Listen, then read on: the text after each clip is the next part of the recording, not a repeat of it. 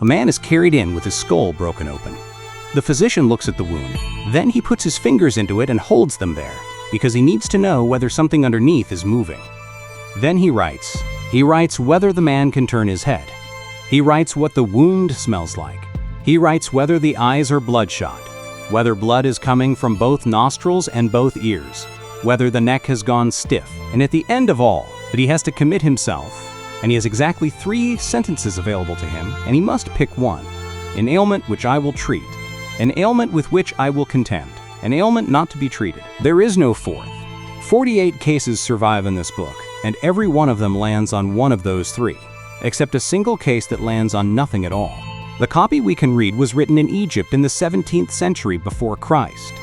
The text being copied was already old by then, old enough that somebody had gone through it beforehand and written a dictionary into it, because the words had stopped making sense. Take the 3rd sentence.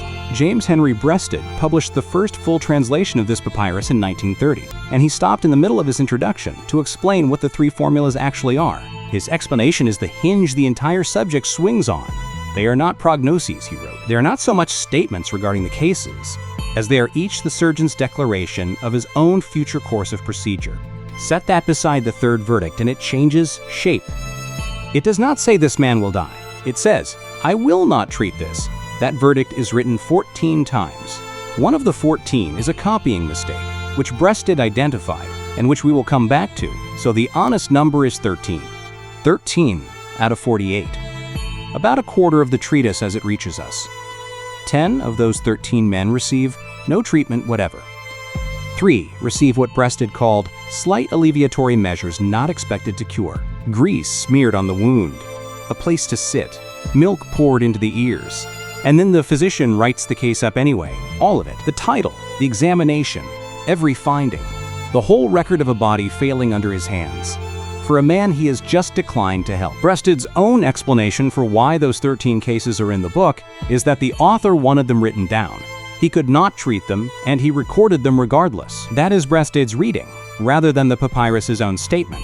And it is the most generous thing anyone has ever said about this document. Nothing else in Egyptian medicine talks this way, and Breasted went and checked. The first verdict is common. 16 occurrences in the Ebers Papyrus, twice in the Berlin Medical Papyrus, once in the Hurst. The second verdict appears twice outside this roll, both times in Ebers. The third verdict, as of 1930, appeared nowhere else in the surviving Egyptian medical literature at all. That finding is 96 years old, and it may not have survived the 96 years.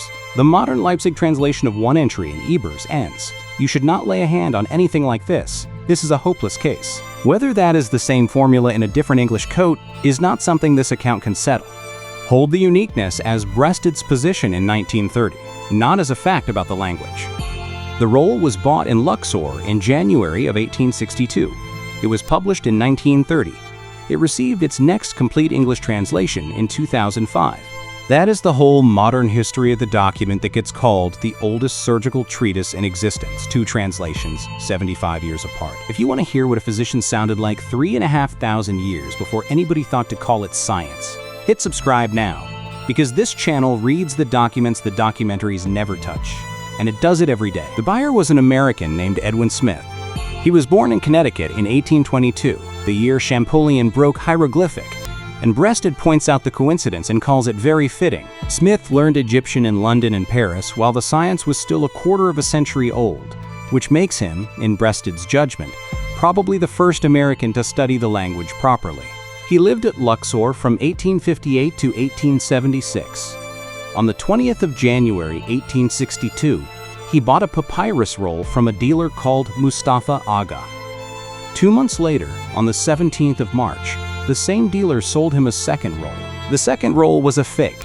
It was a dummy, assembled from fragments torn off 3 separate documents and glued flat to look like a manuscript. Smith worked out what he was holding, and he wrote it down in his own hand. The fragments, he recorded, were recovered from a factitious papyrus made up of the fragments from 3 others, purchased nearly 2 months after the original, both from Mustafa Aga, and 2 of the fragments were saturated with glue, which he removed by maceration and by carefully scraping the glue away. Now look at what that means. The dealers had stripped the ragged outer fragments off the genuine roll to make it look presentable. pasted them onto rubbish, and sold him back the outside of his own document as a separate object. He bought the forgery, recognized it, dissolved it, and put the pieces where they belonged. Of 8 fragments recovered, he placed 3 with exactness. He never published any of it. That is the sentence to sit with. Breasted, going through Smith's papers 60 years later, found among them Smith's own attempt at a complete translation of the papyrus, which now bears his name, and his verdict was that it is extraordinary how much of the document Mr. Smith has understood. Smith also read the calendar date on the back of the Ebers Papyrus correctly before anybody else, telling the Egyptologist Goodwin as early as 1864 that the numeral was a 9. Goodwin returned the compliment in print. His acquaintance with hieratic texts is very extensive. Smith died in April of 1906. His daughter, Leonora, gave his Egyptian collection to the New York Historical Society. The records date that gift to 1906 and to May of 1907, and both dates are in print. There it sat, cataloged, curated, and not translated. The person who curated it was Caroline Ransom Williams, and we will come back to her, because what she did to this document has been undercredited for a century by the man who credited her. In 1920, she wrote to James Henry Breasted and asked him to translate it. He nearly refused on the grounds of heavy administrative responsibility for the affairs of the Oriental Institute. Then he saw it. His own words, "Imagine my surprise, however, when I saw the splendid folio columns of this magnificent papyrus manuscript." It took him 10 years. He published in 1930 in 2 volumes as the 3rd and 4th Oriental Institute publications, with a facsimile printed by Collotype in Vienna. On the 2nd of December, 1948, the roll itself was handed to the New York Academy of Medicine, where it is catalogued as manuscript 217. It is still there. One number needs disposing of first because it is repeated everywhere. You will read that the roll is 4.68 meters long. That figure is not in breasted. What is in breasted is the length of the roll at the moment the scribe turned it over, which he gives as then not less than 16 feet. Use the 16 feet and know whose it is. There are 10 parts to this account, and we take them in the order the document takes them. The shape of a single case, which never varies. Then the head, which is where the book begins. Then the face. Then the neck. Then the chest. Then the glosses, which are a second, older book hiding inside the first. Then the people who did this work, and what we can actually prove about any of them. Then the other roll, the enormous one in Leipzig. Then the sentence that stops. And at the end, the back of the same papyrus and the weighing. What this proves, what it only suggests, and what it flatly refuses to tell us. We begin with the form, because the form is the argument. Every case in this book is built out of the same 5 parts in the same order, and the copyist marked the joints in red ink, so a reader could find them without hunting. First the title, in red. Instructions concerning a gaping wound in his head, penetrating to the bone, and splitting his skull. That is case 4, complete. The title is the injury, named in technical language before anybody has been touched. Then the examination, and at this point the grammar changes. If thou examinest a man having a wound in his head, the book stops describing and starts instructing. It is written to a physician, in the second person, as a chain of conditions and consequences. If you find this, then you shall say. If you find that, then you shall do. The verb form carrying that load exists to turn an if into a then, which is a sentence shape, and also a way of thinking. Then the diagnosis, which is a summary and a label. Thou shouldst say concerning him, one having a wound in his head. Then the verdict, which is one of the 3. Then the treatment. In 9 of the cases, it is the same treatment, word for word. Thou shouldst bind it with fresh meat the first day, and treat afterward with grease, honey, and lint every day until he recovers. Raw meat on day 1. After that, a dressing of fat, honey, and absorbent fiber, changed daily until the man is well, and then, in 21 of the 48 cases, a 6th part that does not belong to the same book at all. The gloss, somebody else, centuries earlier, explaining what the words mean. Now take the first word of the examination, because it is not the word you would expect. The verb rendered examine does not mean look, it means measure. And the ancient commentator, arriving at case 1, stops and unpacks it, and in unpacking it he drags in the entire circulatory system.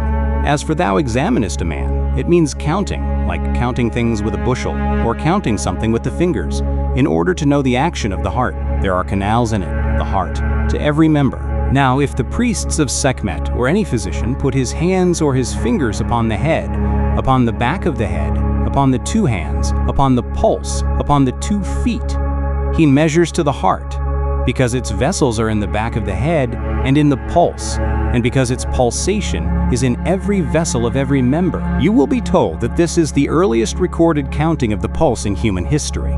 Here is what is actually on the sheet. Breasted printed his translation with 2 typographic marks and explained them at the front of the book. Square brackets mean the words are restored by the editor and are not on the papyrus, and half brackets mean he is not confident of the translation. The phrase like counting carries both marks. It is restored and it is uncertain. Breasted says as much himself, in print, in his own commentary. On this whole point of counting the pulse, the fragmentary condition of the text unfortunately leaves us in some uncertainty. So the defensible version is narrower and better. The papyrus says the physician lays his fingers on 5 places: the head, the back of the head, the hands, the pulse, the feet. It says that what he is reaching through all 5 to find is the heart, because the heart's vessels run to every part of the body. Whether he was counting the beats sits inside a hole in a 3,500-year-old sheet of reed, and the words that would settle it are a modern reconstruction of that hole. We do not know. The 48 cases are arranged down the body: head, then face, then throat and neck, then collarbone, then arm, then chest, then shoulder, then spine. 27 of the 48 are head injuries. 33 of the 48 involve broken bone. 1 of the 48, exactly 1, resorts to magic. Breasted's reading is that, had the copyist finished, the sequence would have carried on through the lower spine, the pelvis, the thighs, and the feet, which is a reconstruction of a book nobody has seen, and the author had to build language to do any of it. The book separates 3 grades of damage to a skull, using 3 ordinary Egyptian words bent into technical terms, which Breasted maps onto fracture, compound fracture, and compound comminuted fracture. All 3 of them had to be explained later by the commentator, and that is Breasted's evidence that they were coinages. A word only needs a footnote once it has stopped being obvious. The book does not argue with anybody. It sorts. We start where it starts, at the top of the skull. 10 cases in, the treatise has not left the head, and in a sense it never leaves it. The first case in the roll is damaged along its top edge, so the first thing this document does is arrive already broken. What survives is a wound in the head penetrating to the bone. Verdict 1. Fresh meat, then grease and honey and lint, until he recovers. Case 4 splits the skull, and the commentator explains what splitting means: separating shell from shell of his skull, while fragments remain sticking in the flesh of his head and do not come away. Verdict 2, the middle verdict, the one that promises a fight. The treatment ends by telling the physician to wait until the man has reached a decisive point, and the commentator explains that phrase too. It means until thou knowest whether he will die or he will live. Case 6 smashes the skull and opens the brain, and Case 6 is where this document stops resembling anything else surviving from the ancient world. Thou shouldst palpate his wound. Shouldst thou find that smash which is in his skull, like those corrugations which form in molten copper, and something therein throbbing and fluttering under thy fingers, like the weak place of an infant's crown before it becomes whole. When it has happened, there is no throbbing and fluttering under thy fingers until the brain of his skull is rent open, and he discharges blood from both his nostrils, and he suffers with stiffness in his neck. Pull the 2 comparisons apart. The folded surface of a human brain is described as the wrinkled scum that forms on molten copper. The pulse coming up through it is described as the soft spot on a baby's head. One image comes out of a foundry, and one comes out of a household, and the man who wrote them down had stood in both.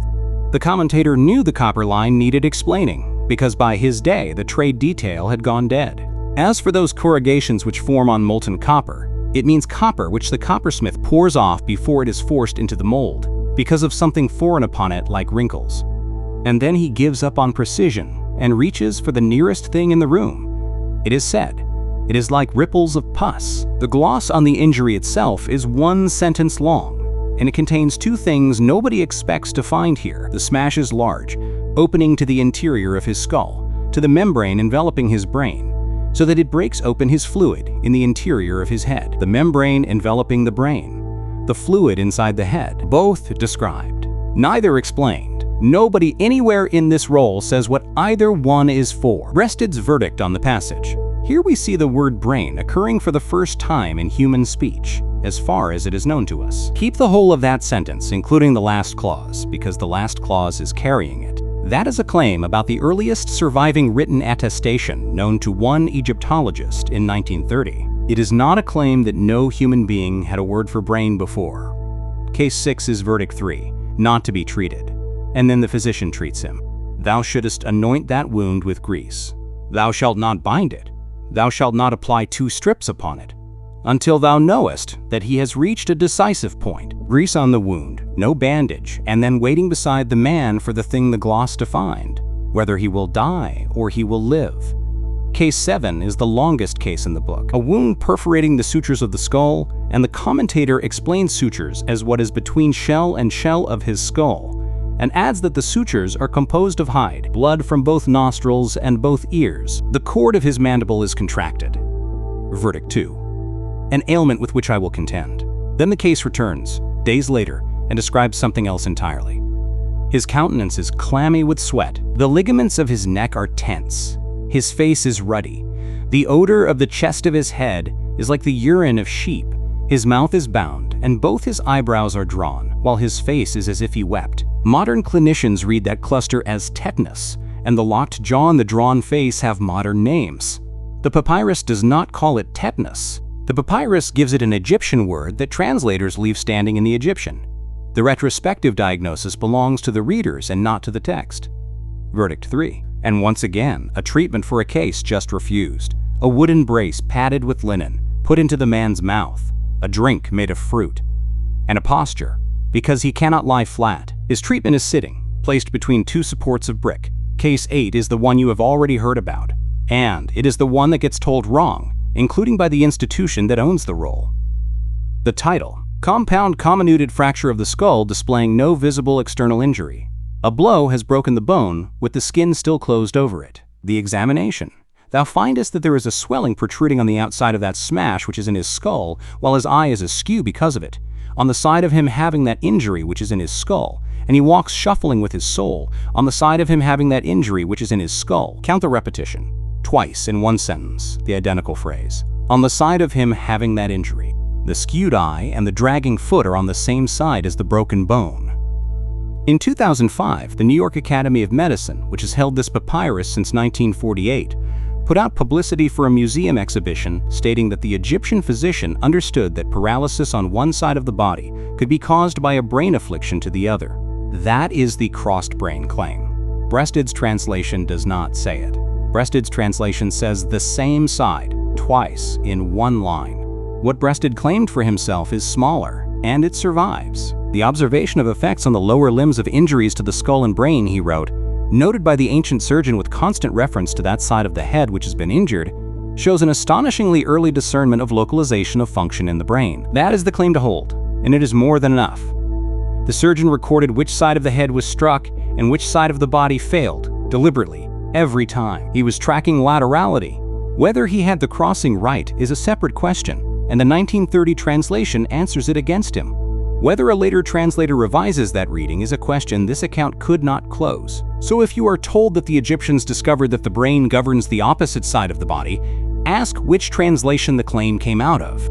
Case 8 also carries the sharpest single line in the entire document, and it has nothing to do with skulls.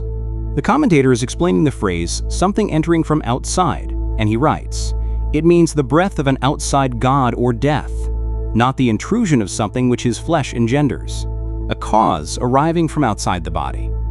A cause the body makes for itself. 2 categories, separated in writing. In the 2nd millennium before Christ, there is a god sitting inside one of the categories, and that is the part people skip past. The taxonomy is real and the god is in it, and the man who wrote the line saw no difficulty. Case 9 is the exception everyone counts, a wound in the forehead producing a compound comminuted fracture of the skull. It is the only case in the book carrying no verdict at all, and it is the only case in the book that reaches for a spell. 1 out of 48. 10 cases, and the surgeon has not yet gone below the eyes. Below the eyes, the book slows down and gets pedantic, and the pedantry is where the method shows. The nose first.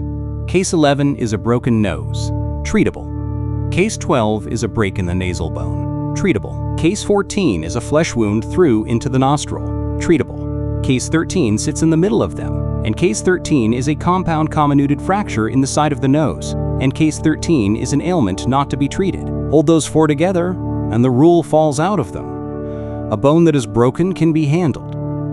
A bone that has been crushed into fragments cannot. The same rule runs through the skull cases above and the rib cases below, and the physician applies it without ever writing it down as a rule. He writes it down 48 times as a decision. Then the upper jaw and the cheekbone, and here the copyist makes a mistake we can catch him at. Case 15, a perforation of the bone, treatable. Case 16, a split of the bone, treatable. Case 17, a compound comminuted fracture, an ailment not to be treated, which fits the rule, except that the treatment printed underneath it is a full course of active care. Breasted's judgment is that the verdict does not belong there. Of the 14 occurrences of verdict 3, he writes, in one of these cases, case 17, this verdict has been inserted by evident error of the scribe.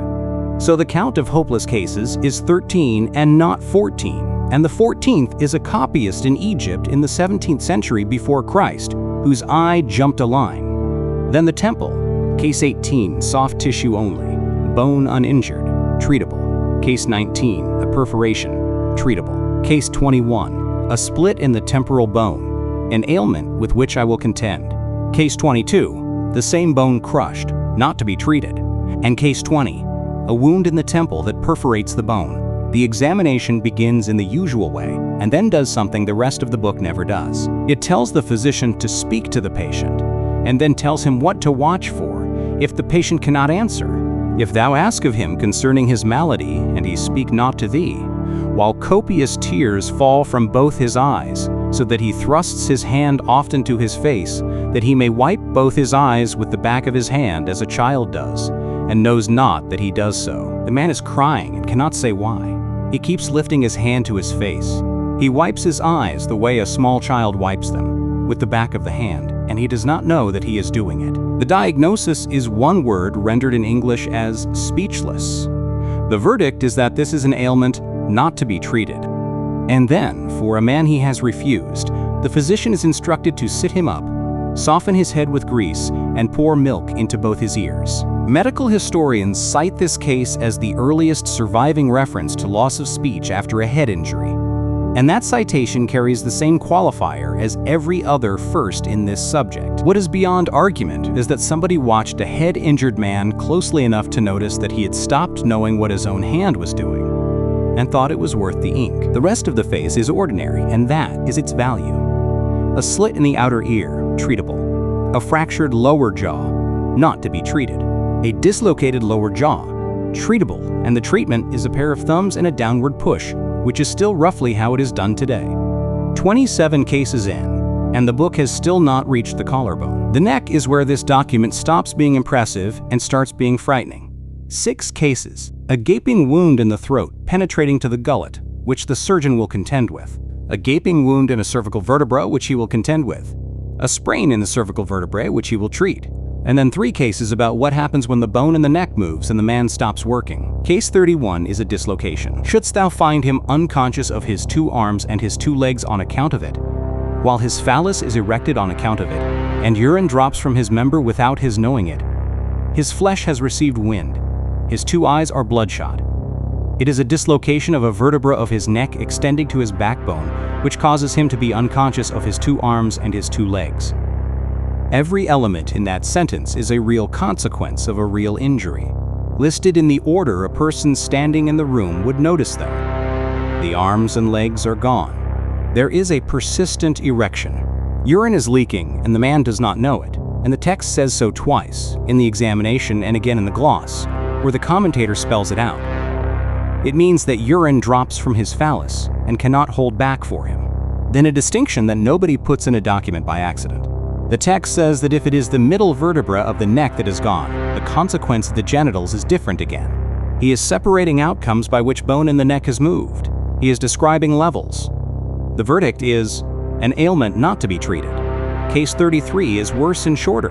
Thou findest that one vertebra has fallen into the next one, while he is voiceless and cannot speak.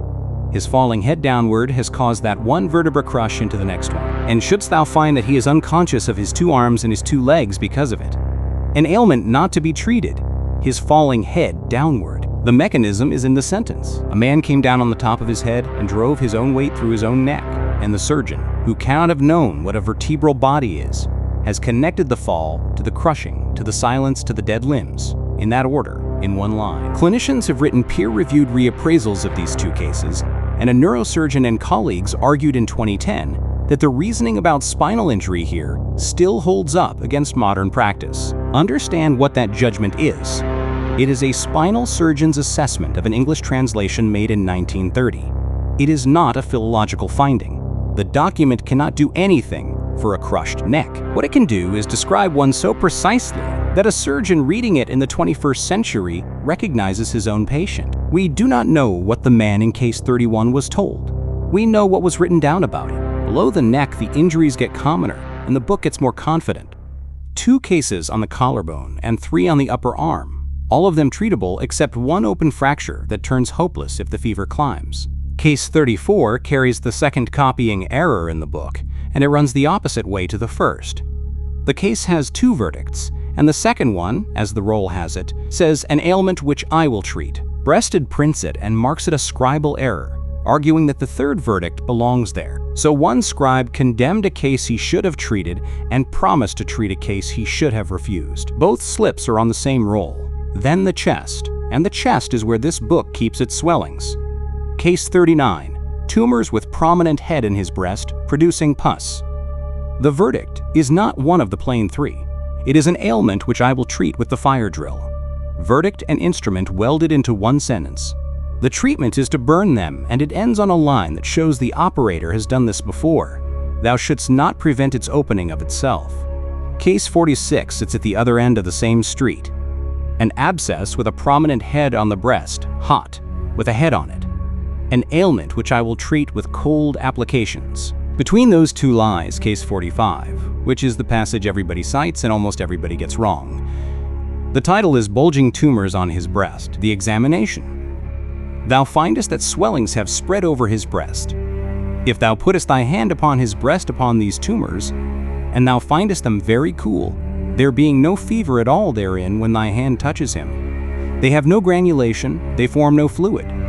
They do not generate secretions of fluid, and they are bulging to thy hand. Now count what that examination is doing. Cool, no fever, no granulation, no fluid, no discharge. 5 findings, and 4 of them are negatives, and the negatives are exactly the findings that would have been present in case 39 and case 46. The physician is not describing a swelling. He is ruling out the 2 swellings he knows how to treat. The gloss adds the touch. Swellings on his breast, large, spreading, and hard. Touching them is like touching a ball of wrappings. The comparison is to a green hemmet fruit, which is hard and cool under thy hand. And then the verdict. And here is where the standard telling collapses. The verdict is not an ailment not to be treated. The verdict is an ailment with which I will contend. It is the middle verdict, the one that commits him to the fight. And immediately underneath it, in the treatment slot, Breasted prints 3 words in half brackets, which is his mark for a translation he does not fully trust. There is no treatment. Read those 2 lines in sequence. I will contend with this. There is no treatment. The contradiction is not a modern misreading laid over the document.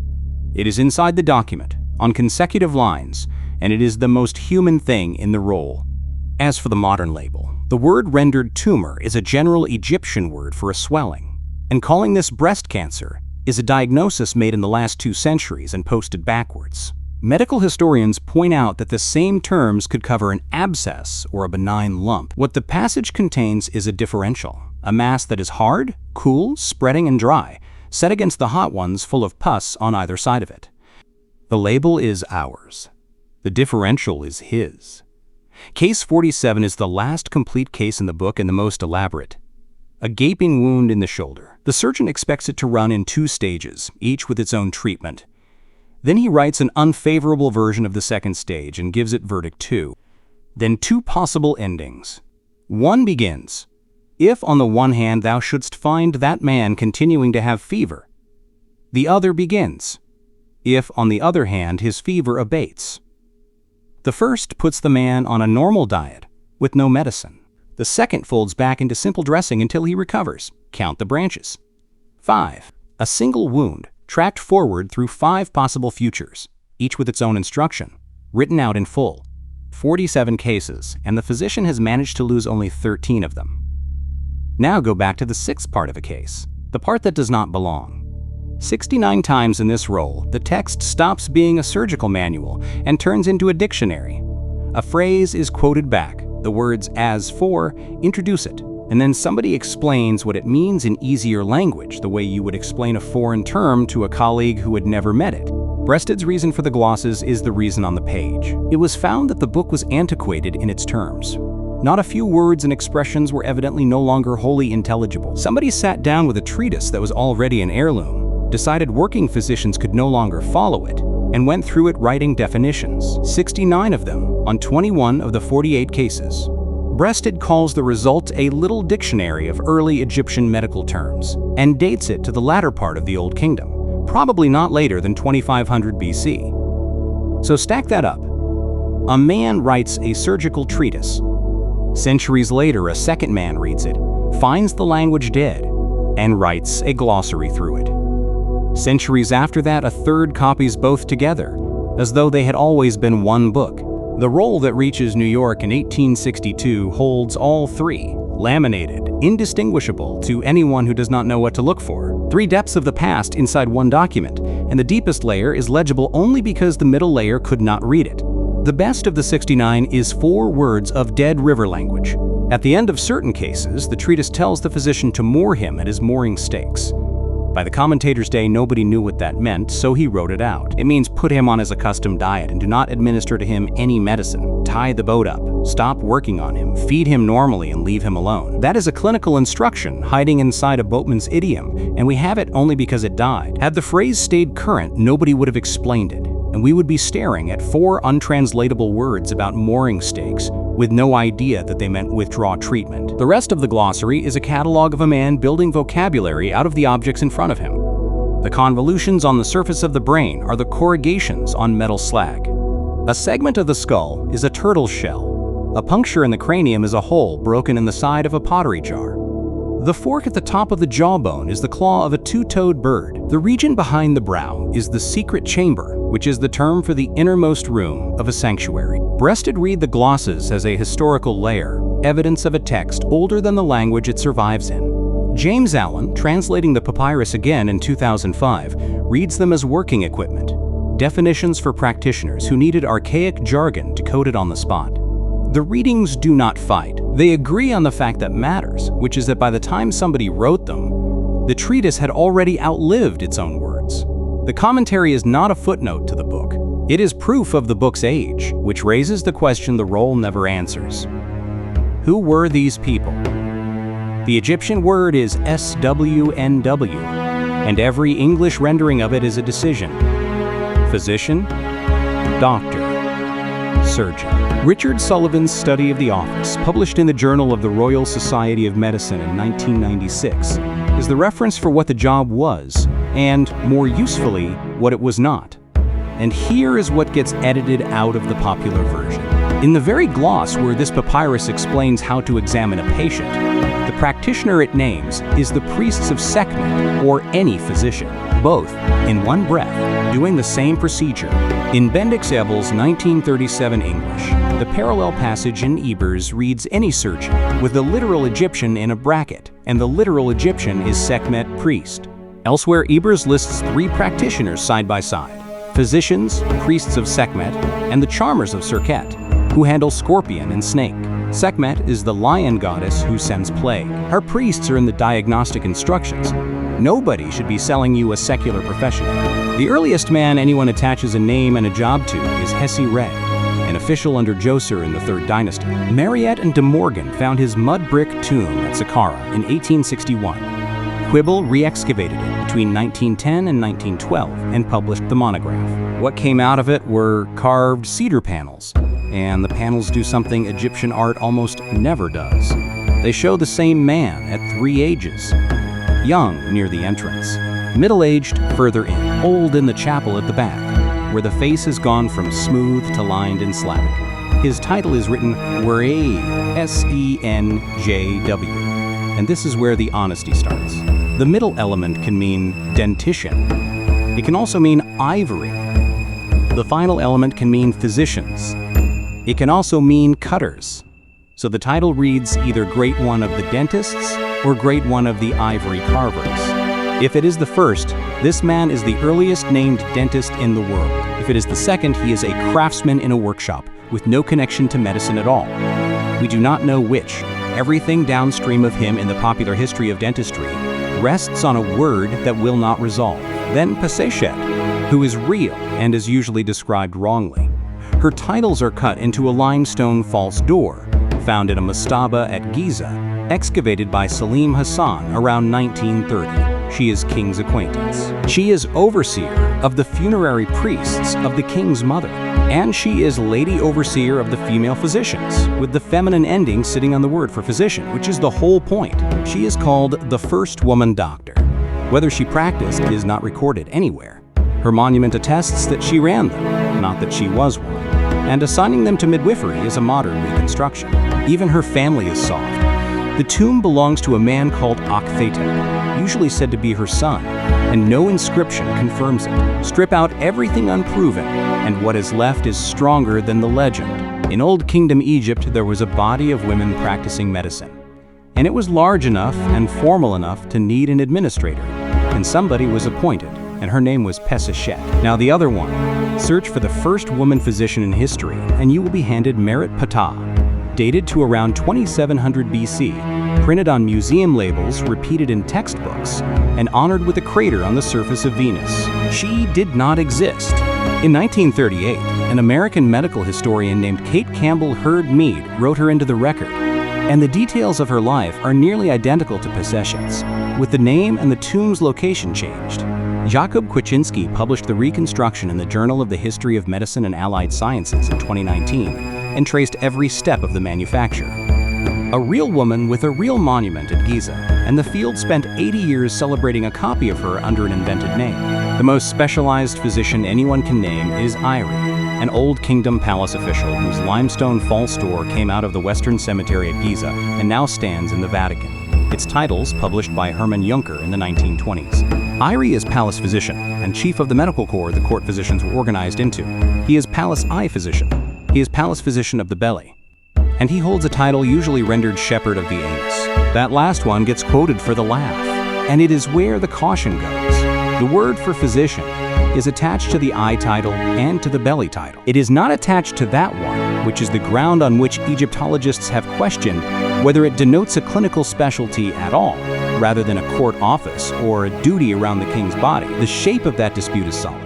The resolution is not, and at the bottom of that system there were village doctors on a payroll. In the workman's village on the Theban West Bank, the man who did the medical work drew about 1 extra sack of grain a month on top of the standard ration. An attendance roster records physicians excused from cutting the royal tomb in order to treat the sick, and one ostrakhan out of the same rubbish records a doctor called KNR taking private deliveries of oil and fat for house calls.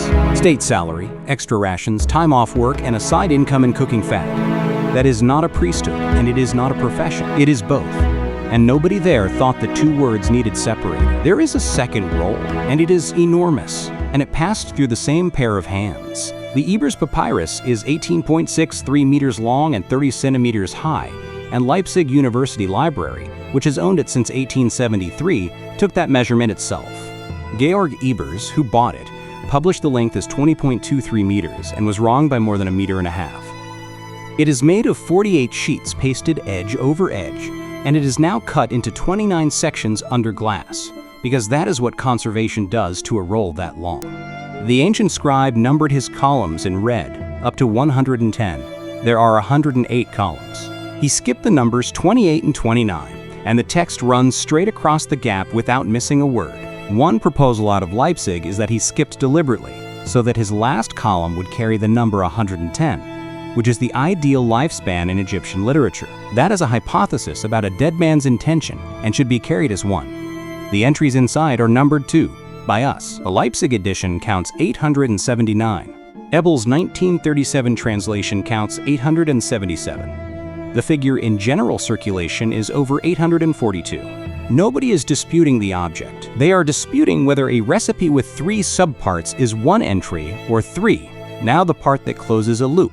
In February of 1870, a German scholar named Eisenlohr visited Edwin Smith at Luxor and described what he saw. 2 medical papyrus rolls acquired by him, of which the one contains over 100 leaves, the other 19. That is both of them, the surgical roll and the great pharmacological roll, in one room belonging to one man. The big one was already being called the Papyrus Smith in print. Lepsius used that name in December of 1870. Goodwin was still using it in 1873. Then Ebers bought it in the winter of 1873 and 74 from a dealer called Mohareb Todros for 10,000 thaler out of the cabinet funds of the King of Saxony. And in 1873, he published an article about the roll under a different title, and the title was Papyrus Ebers. Breasted, 60 years later, gives several pages of a surgical edition over to that transaction because Ebers had insinuated in print that Smith falsely posed as the owner of the great medical papyrus. Breasted's reading of the motive is flat.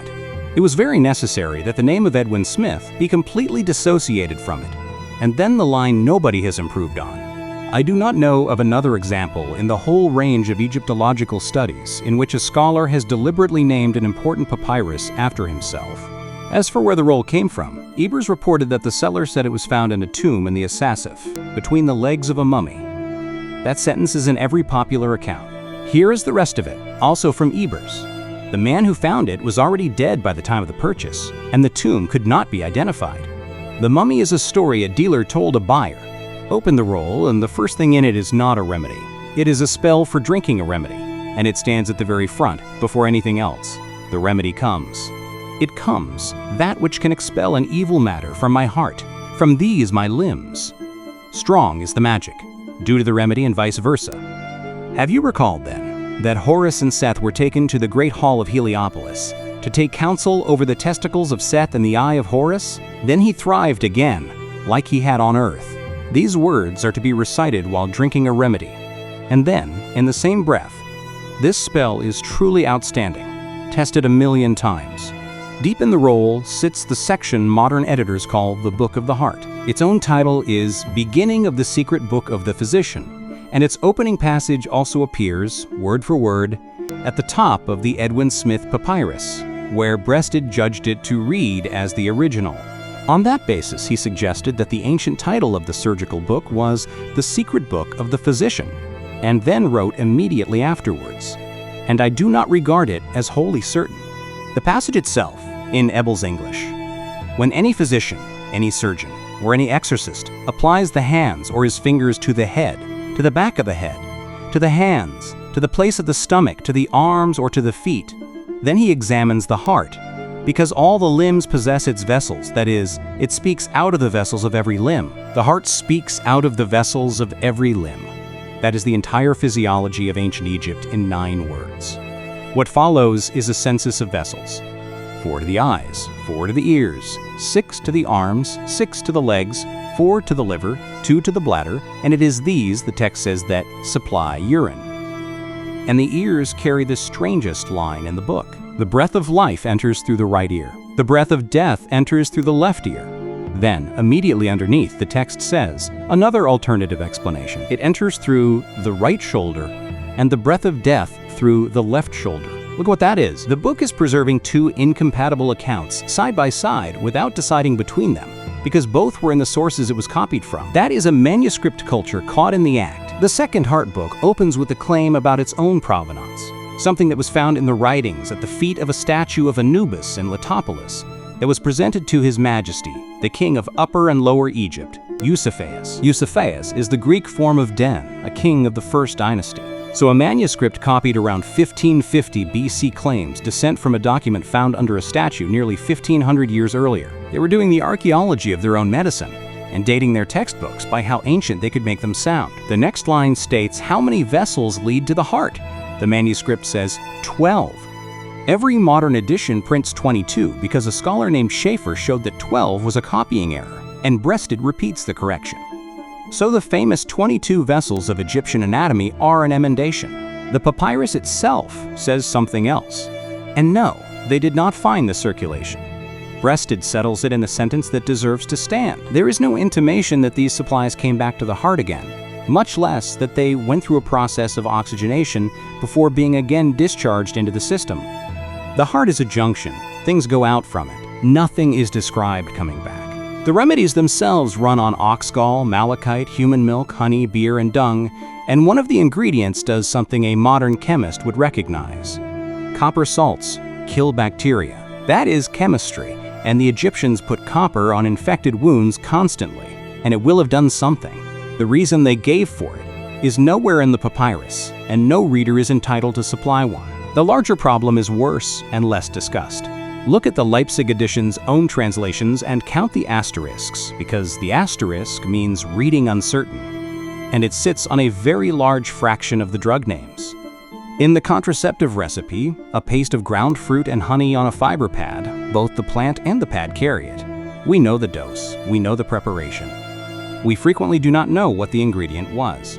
An account that tells you the Egyptians used this plant for that condition, without telling you that, claims more than the primary edition will support. And then, near the end of the roll, Ebers does what the popular version of Ebers never does. It refuses. You then prepare a knife from a reed for this, to carry out a knife treatment. When it bleeds excessively, then you burn it out with fire. You should handle it according to the treatment by a cauterization assistant, and then of a different swelling, inflated with its air. This is an enemy of the vessels. You should not lay a hand on anything like this. This is a hopeless case. A blade cut from a reed, a named specialist who does the burning, and a formal refusal to open something that is pulsing. The book has a spell at the front of it and a limit written into the back, which brings us to the place this account has been walking toward. It is a place in the manuscript, case 48, a sprain of a vertebra in the spinal column. The examination is unlike any other in the book, because the surgeon stops looking and asks the patient to do something. Thou shouldst say to him, "Extend now thy 2 legs and contract them both again." When he extends them both, he contracts them both immediately because of the pain he causes in the vertebra of his spinal column in which he suffers. Straighten your legs, then pull them back in. The man straightens them and snatches them back at once because it hurts. That is a functional test, and the surgeon performs it in the last examination in the book, on the last page anybody would ever write of it. The diagnosis: one having a sprain in a vertebra of his spinal column. The verdict: an ailment which I will treat. The treatment: thou shouldst place him prostrate on his back. Thou shouldst make for him. And that is the end. Column 17, line 19. Not the end of a sentence, the middle of one. Breasted reconstructed the last minutes of the work out of the ink itself, and it is the finest writing in his 2 volumes. He had copied at least 18 columns of the venerable treatise, and had reached the bottom of a column when, pausing in the middle of a line, in the middle of a sentence, in the middle of a word, he raised his pen and ceased writing. After a pause, of which we cannot divine the cause, but during which his well-filled reed pen nearly dried, he again applied it to the papyrus. He made 2 more very faint strokes with the almost exhausted pen, which he thereupon dipped deep into his inkpot. After heavily retracing the 2 pale strokes, but so carelessly that the original faint lines are still visible, he laid down his pen and pushed aside forever the great surgical treatise he had been copying, leaving 15 inches bare and unwritten at the end of his roll. Whatever interrupted him lasted long enough for a loaded reed pen to dry out, and he came back to it. And then he stopped anyway. Breasted, who spent 10 years on this document, allowed himself 1 paragraph about how that felt. When I reached this blank space, he wrote, I felt as if I had been peering through a newly revealed window, opening upon the once impenetrable gloom enveloping man's earliest endeavors to understand the world he lived in. It was as if I had watched a hand slowly raising the curtain that covered this window. The hand, he writes, then refused to lift the curtain further.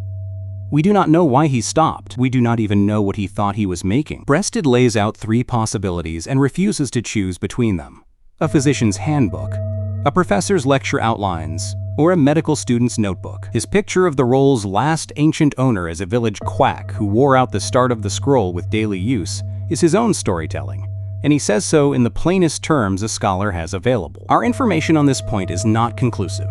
There is a rhyme to all this, and it is modern. The first man to translate the Ebers Papyrus into English was Carl von Klein, a German immigrant surgeon working in the American Midwest. He spent more than 20 years translating and annotating the roll Georg Ebers had described as one of the largest and most complete manuscripts ever recovered from Egypt, and his manuscript was destroyed.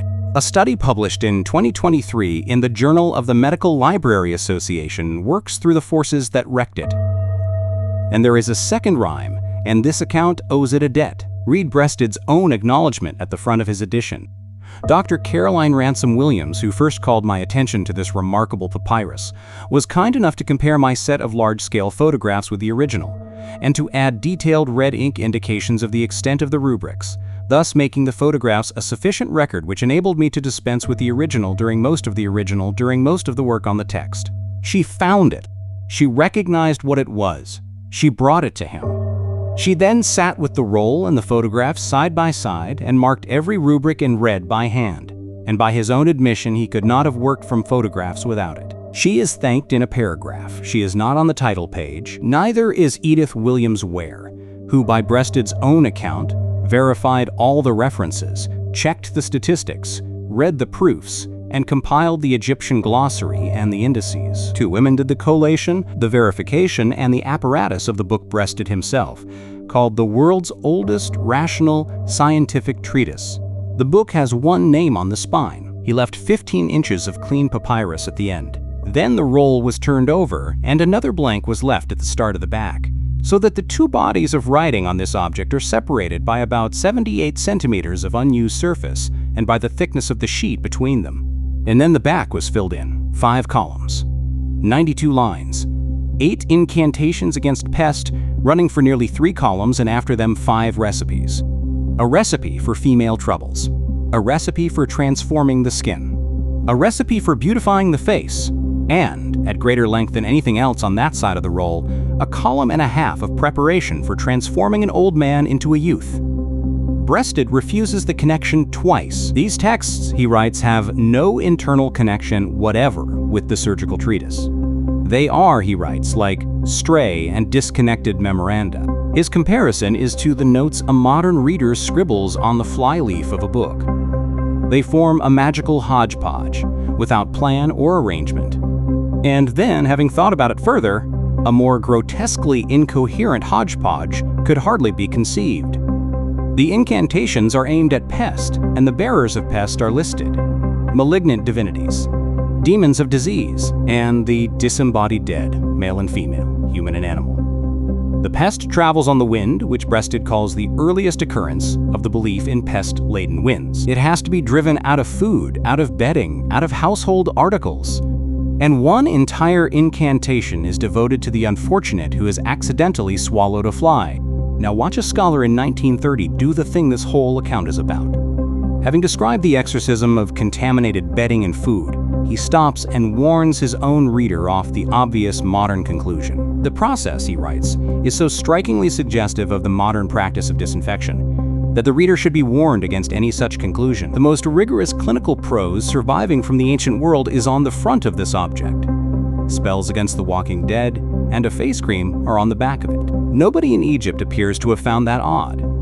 So here is the weighing, and it does not resolve the way people want it to. The temptation is to split the material in 2, the rational front and the superstitious back, and 2 schools of modern scholarship run roughly that argument for us. John Nunn separates what modern clinical science would call empirical from what it would call supernatural, and reads magic as the fallback for cases where the cause was unknown or the treatment had failed. Wolfhart Westendorf rejects the split and treats magic as a divine force holding up the order of the world.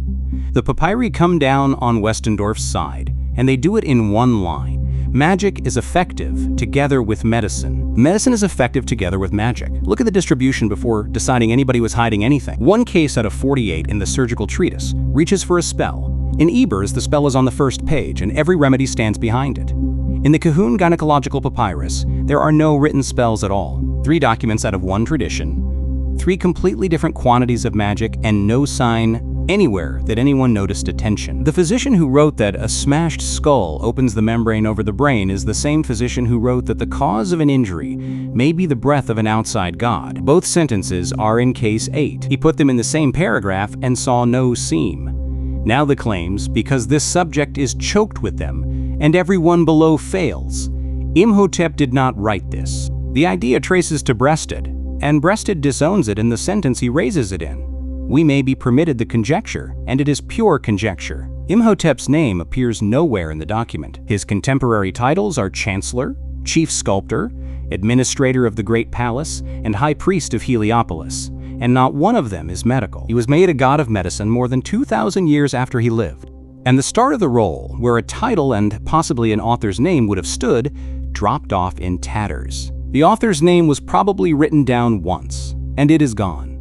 This is not evidence of lost advanced technology, and both documents refuse to be. The surgical pharmacopoeia is grease, honey, lint, raw meat, a wooden brace, 2 bricks to prop a man upright, and a drill for burning. Ebers runs on ox gall, human milk, dung, and recitation, and its physiology has the breath of life entering through a man's right ear. Nobody sitting on lost technology declines 13 cases out of 48. They did not discover penicillin. Moldy bread does turn up as a poultice, and mold does produce antibacterial compounds, and none's caution is the one to keep.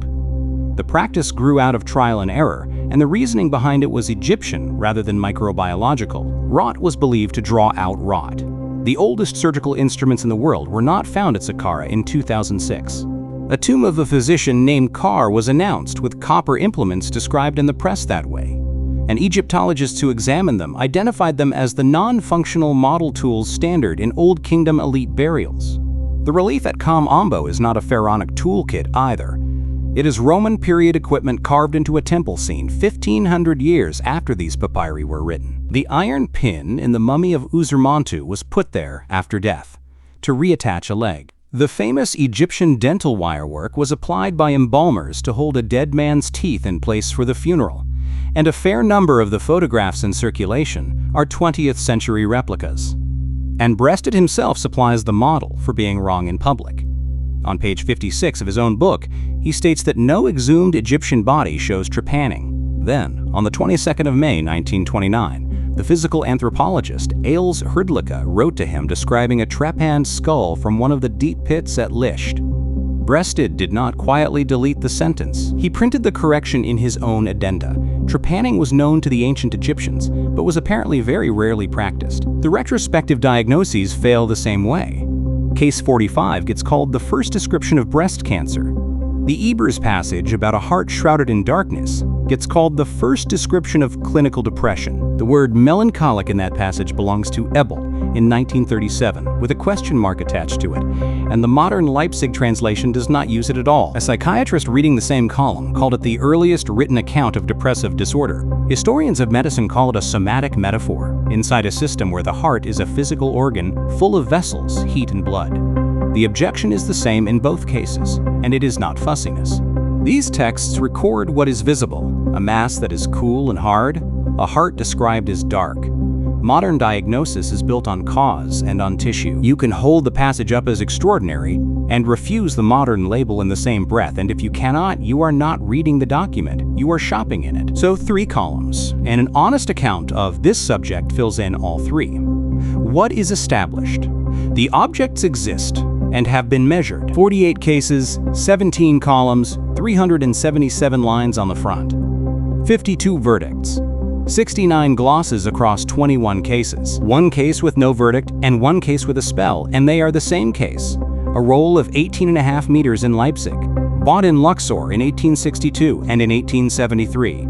Published in 1930 and in 1875. The text stops mid-word. What is contested? Whether the 3rd verdict is unique to this document. Whether the surgeon understood the crossing of the nerves, which the 1930 translation says he did not. Whether he counted a pulse, which rests on restored words, what hesy-re's title says. Whether a man titled Shepherd of the Anus practiced medicine. Whether the term the papyri use for vessels has any modern equivalent at all. What is unknown? Who wrote it? Where it came out of the ground? Why the copyist stopped? What most of the drugs in Ebers actually were, because the primary edition marks a large fraction of the plant names as uncertain readings, and whether any of it ever made a single patient better, we do not know. And the fact that the document keeps saying a version of that sentence about itself is the whole reason it is worth an hour and a half. There is no conspiracy here, and there never was. There is a gap, and the gap is ordinary.